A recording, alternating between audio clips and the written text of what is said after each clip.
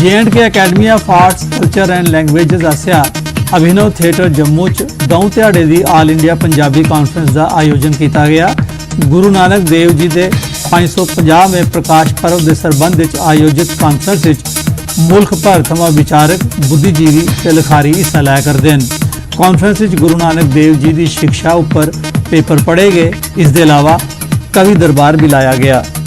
गुरु नानक साहब के 550वें साल ਨੂੰ ਲੈ ਕੇ जिस तरह की ਤੁਸੀਂ ਦੱਸੋ कि सारी दुनिया ਦੇ ਵਿੱਚ ਜਿਹੜਾ ਉਹਨਾਂ ਦਾ ਮੈਸੇਜ ਹੈ, ਜਿਹੜੀ ਉਹਨਾਂ ਦੀ ਵਿਚਾਰਧਾਰਾ ਹੈ, ਉਸ ਨੂੰ ਲੈ ਕੇ ਇੱਥੇ ਗੱਲ ਹੋ ਰਹੀ ਹੈ। साहित्य अकैडमी नवी दिल्ली आसिया KL सहगलाल जम्मू च व्यक्ति ते कृति विषय पर कार्यक्रम आयोजित किया गया। कार्यक्रम में लिखारियां हिस्सा लेता। प्रोफैसर बनवारी लाल गुप्ता होरें कार्यक्रम में अपने विचार रखे। इस मौके साहित्य अकैडमी डोगरी भाषा के संयोजक दर्शन दर्शी होरें डोगरी भाषा के साहित्य गी नवी पीढ़ी तोड़ी पुजाने ते प्रयास के महत्व पर लो पाई।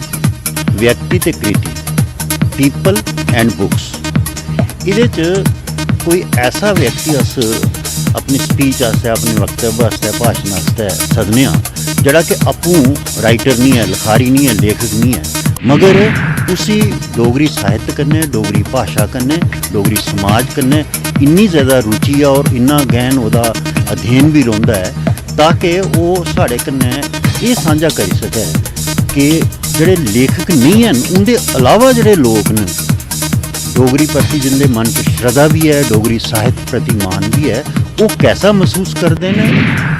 रजौरी के मिनी स्पोर्ट्स स्टेडियम की अपग्रेड करने ताई खेलो इंडिया स्कीम तहत 25,63,000 रुपए की रकम जारी की गई ही। इस रकम कन्ने पवेलियन बनाया गया जिसका उद्घाटन पिछले साल 23 अप्रैल की उस वेले के DDC होरें किया हा। ग्रामीण विकास महकमे आसिया बनाए गए pavilion Ajay district youth services ते स्पोर्ट्स डिपार्टमेंट की रस्मी तौर पर सौंपया भी नहीं गया जे इस लगी दियां टाइलां उकड़ना शुरू हो गई दियां। स्टेडियम के पचवाड़ एक इट की कंध बनाई गई दी है जिहड़ी कुसले भी ढही सकती है। लोकें इल्जाम लाया है जे इसके बनाने च घटिया मटीरियल लाया गया है। पवेलियन बनाने च पूरी रकम खर्च नहीं की गई है। उन्हें रकम खुर्द बुर्द करने का इल्जाम लाया। इतने जो 25 लाख रुपए ना उसे पैवलियन बनाया गया सी, वो 25 लाख रुपए ले मतलब हैंडओवर तो पहले ही टुटी है। और जो चादर देखो सारा कुछ टुटी है, टोटली डिसमेंटल हुई है। मैं जो सारे एजेंसी जो बनाने वाली है RDD डिपार्टमेंट है, मैं इन्होंने पूछना चाहना कि 25 लाख रुपए ने कुत्था लाया। 25 लाख रुपये कितना बड़ा स्कैंडल इन्हें किया रजौरी से। मैं लेफ्टिनेंट गवर्नर साहब जो मैं उन्हें रिक्वेस्ट कर रहा वा और अपील कर रहा हूँ कि जो रजौरी जो स्कैंडल होया स्टेडियम मिनी स्टेडियम ना इसे जांच की जाए। पैवलियन है साल के अंदर ही बारिशों के होने के नाल वो पैवलियन सारा डैमेज हो चुका है। उत्थे कुछ भी निशान नज़र नहीं आ रहा है।